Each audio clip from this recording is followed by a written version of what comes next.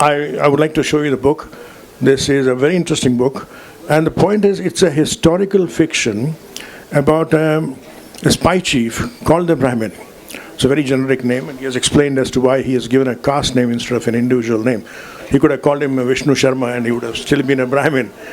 Now this book is fascinating for not only for its theme, but also it's the way it is layered. There are so many layers of intelligence gathering and intelligence dissemination, and the description of the three main capitals of the time, Magad, Patliputra, and Ujjain. So now, coming back to the question of espionage. Now, I would like to ask Ravi as to why did you choose that particular period to bring out your character who is a spy chief? You could have talked about current days. Why did you go back 2,000 years? Two things which fascinated me about Ashoka and espionage. Like espionage depends a lot on research.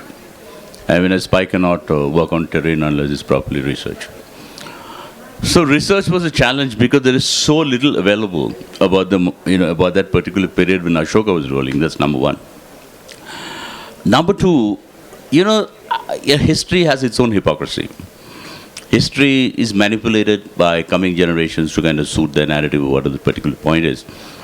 So I was thinking, how does a man who is known as the Black Prince, one of the most murderous of kings, a man who killed 99 of his brothers to become the king, who had one of the most cruelest torture chambers in Pataliputra, how does this man, with one war, seeing a few dead bodies littered around, suddenly has a change of heart? I thought that was worth a query. And I checked on Ashoka and I started analyzing it like any espionage person would. And I realized that Buddhism was an instrument of power. Buddhism was an instrument, it's like a colonial policy of Ashoka, which could kind of, have Ashoka to have control over India and the dominions he was expanding. So instead of seeing Ashoka as this really nice guy, as this really generous, amazing Buddhist king, I saw him as what he really was. I mean, the Black Prince who was an amazing politician who used religion, as so many politicians after that have done to keep control over his kingdom. Now, enough of me. I'm asking Ravi here, who has had so many years of experience in the intelligence world. It's usually a very hidden world. There's so many curtains. Ravi, why don't you tell us about some interesting anecdotes which you've encountered as part of your career? Well, spy doesn't kiss and tell, Bhuwana. No, I'm not the focus of today's discussion, but I'd like to, because the discussion is going to be around espionage and spy trade and spy craft. So I thought, let me explain to you the difference between what spy trade was during the Cold War and the post-Cold War, with the unipolar movement in the history of the recent times, and also the post 9/11, what happened to the spy trade. That's very important. If you'll allow me. During this Cold War, there were basically two centers of power, and the other satellite countries who were aligned to either group built up their spy trade against one another.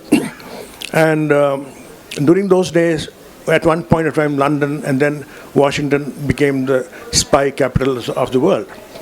For a long time, London was the spy capital of the world. Though during the time of Metternich and Napoleon, Vienna was the spy capital of the world.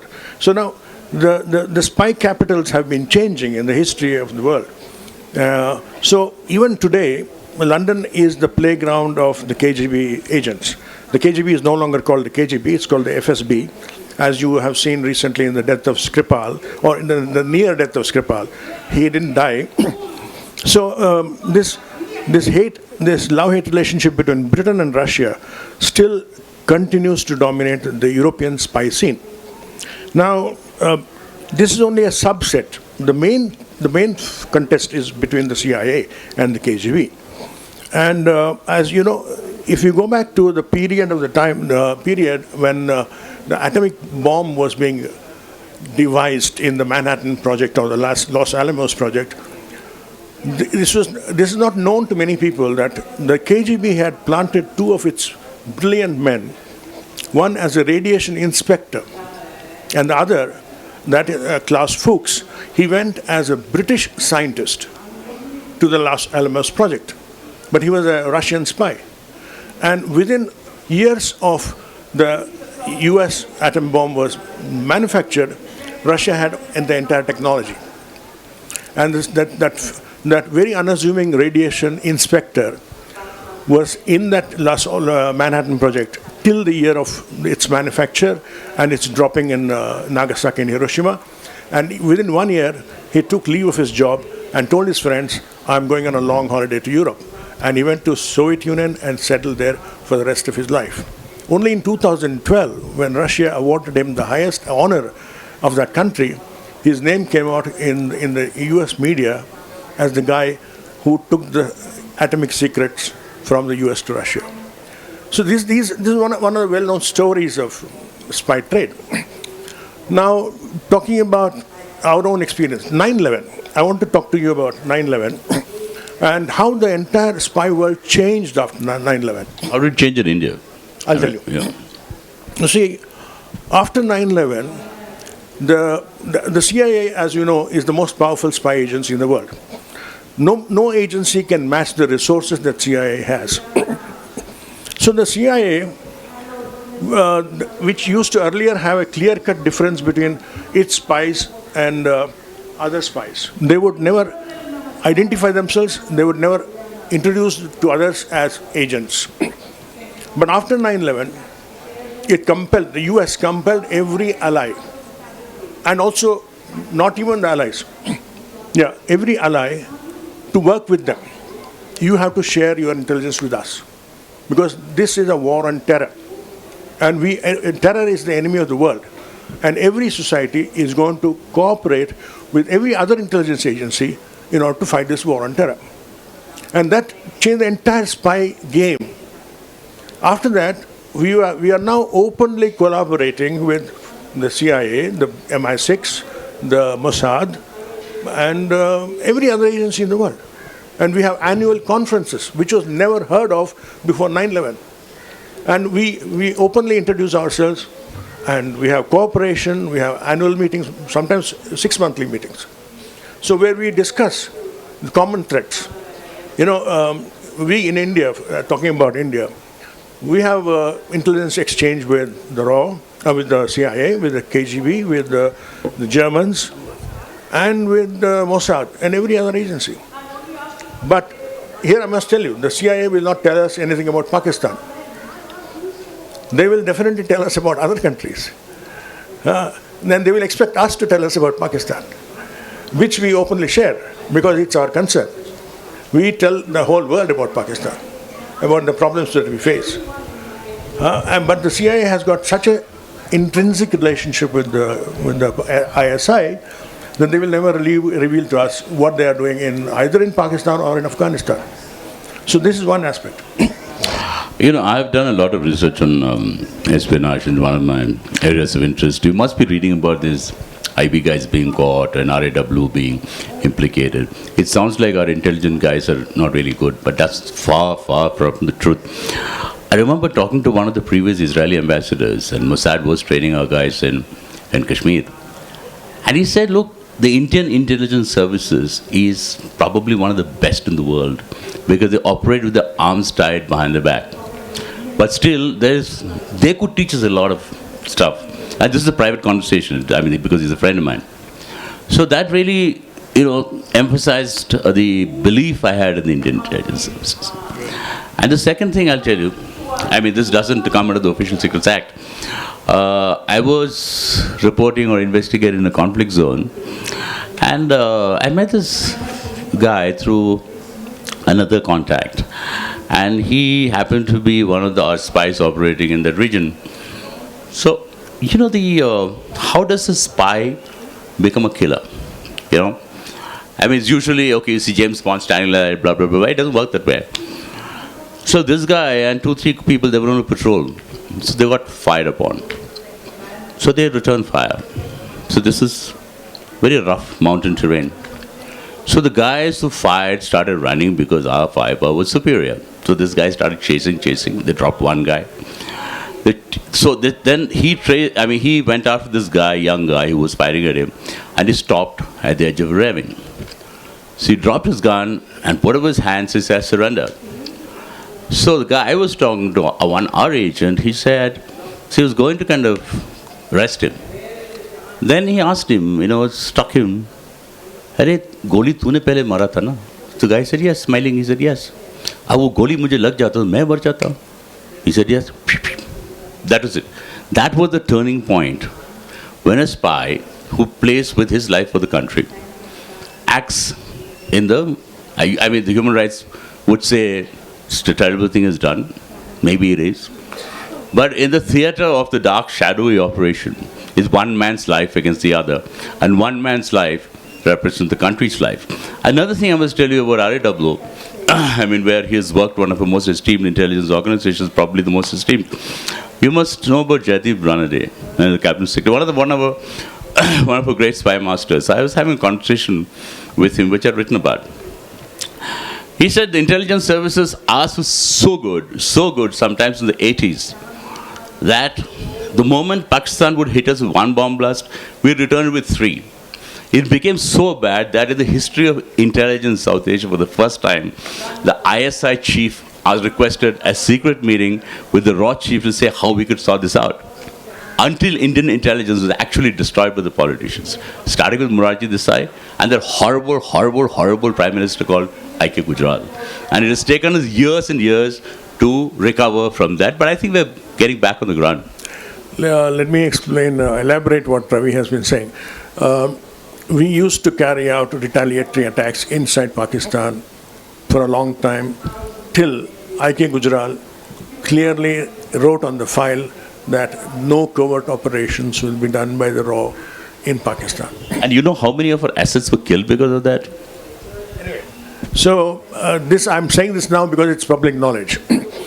Now, talking about the other points that you raised, that the intelligence officer is different from the agent. I must clarify here, the intelligence officer is the handling officer. He does not do the dangerous things that our agents do. Most often we give the guidance, we tell him what to collect, go get this particular piece of information and come back. So he takes the maximum risk. And we operate most openly in covertly in our neighboring countries. Our neighboring countries are our bread and butter. So we send out agents who then go and meet somebody there high up and then gets this piece of information basically for money. And money is the main currency of intelligence. Or rum. Rum is at a very low level. So it's the agents. James Bond is only an agent, whereas M is his handling officer.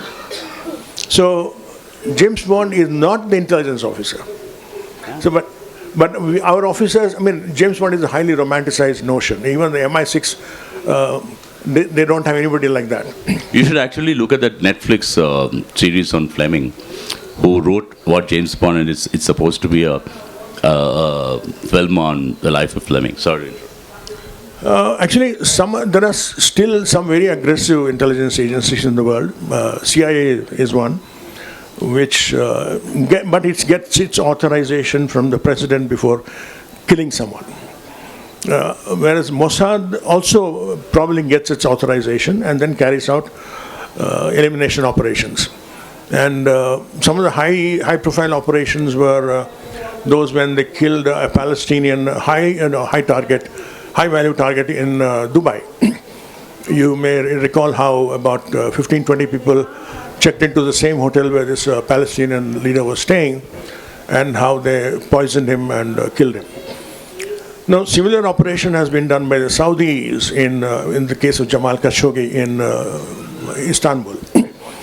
So, which is completely botched up because you don't carry out operations inside your consulate.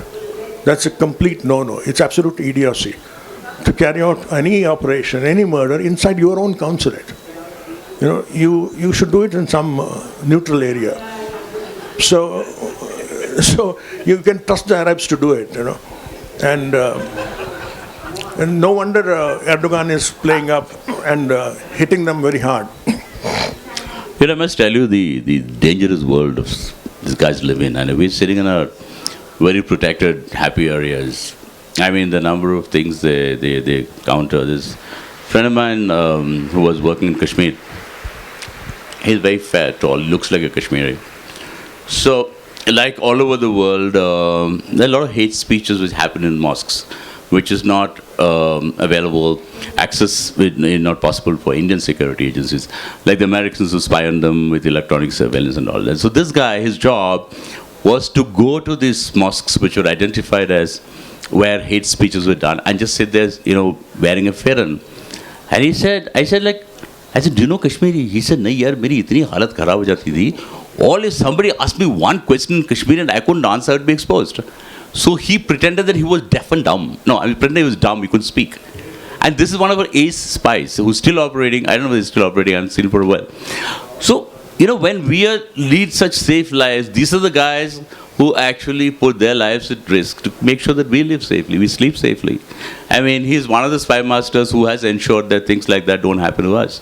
And it is thankfully after Bombay, we haven't really had a major terrorist attack because our humor has been upped.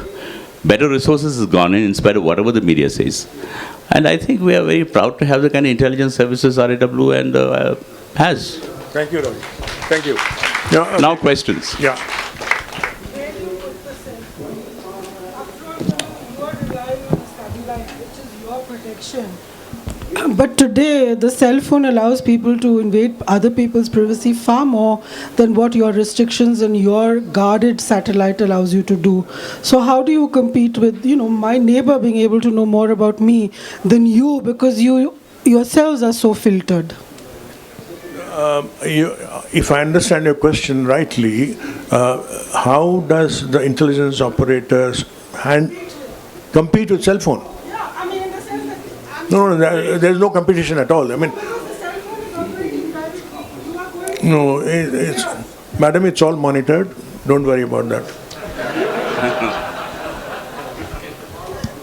Cell phone towers are pinpointed. There's certain frequencies which operate, which you can... Which is why they were able to jam the entire network system during Bombay 11. Your own network was jammed. So how protected are you? Well, we're good at that. When we operate, we also take scramblers, we take other instruments. But Bombay is a different incident. Sirs, it was a very nice... I think you need to put it closer to him. Yeah, so it was a very nice discussion that you both had. So I have a small question. You said CIA takes the approval of the President of the United States for all their operations before killing someone. Only for killing. So how is it in India? Like, what role does the government play? First of all, we don't have authority to kill.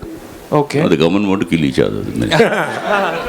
No, in general, what's the power structure like with the government? The power structure is the PM has the NSA. Okay. And the NSA is the controlling authority for the intelligence agencies. The IB is for domestic, the RAW for external intelligence. Okay.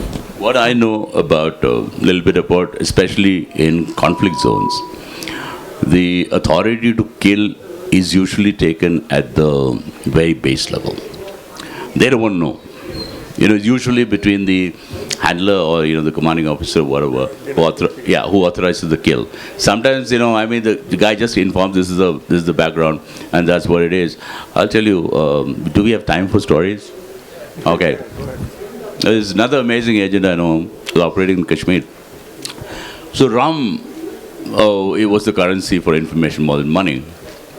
So then they caught this guy, who was a double agent for ISI, and so he was writing on us, blah, blah. So he knew what was going on, and then he chased him up. This actually is in that movie, that Hindi movie on, I don't remember. No. Just currently, I think it, starting with A.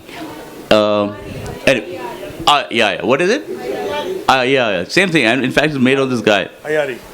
So he actually, that's actually true. I mean, the story he told me before the movie, he told me about 15 years before this thing happened. And and that chap knew he was going to be shot. So they actually, so he said, I want to eat tandoori chicken. I don't know what is the movie, I don't remember. So the guy actually gives him, they sit there, they make chicken, they eat it, then he shoots him. So that was taken at a level where he informed whoever was directly handling him that this is what's going to happen, and the kill order was given. Yeah, hi.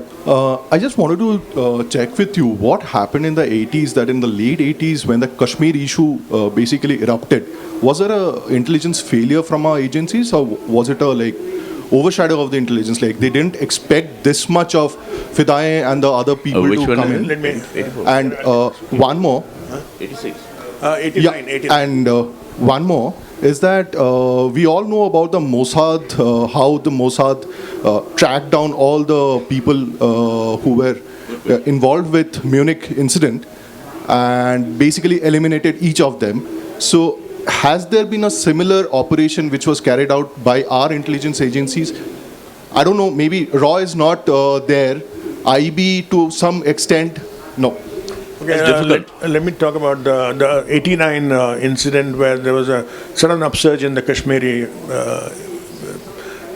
problem. Now, I was recently reading a book by General Asad Durrani, who was the former chief of ISI, and he writes there, to my surprise, that this sudden upsurge in the Kashmiri movement came as a surprise to the ISI itself. Whereas we have always believed that the ISI directed the Pashtuns from Afghanistan to Kashmir to raise the level of the insurgency.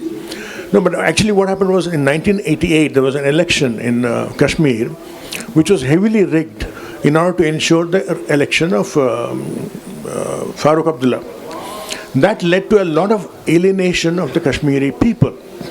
And that was the breeding ground actually happened because the post-election there was a lot of discontentment and the popular movement erupted, and Yasin Malik was at that time, he started this JKLF, Jammu Kashmir Liberation Front.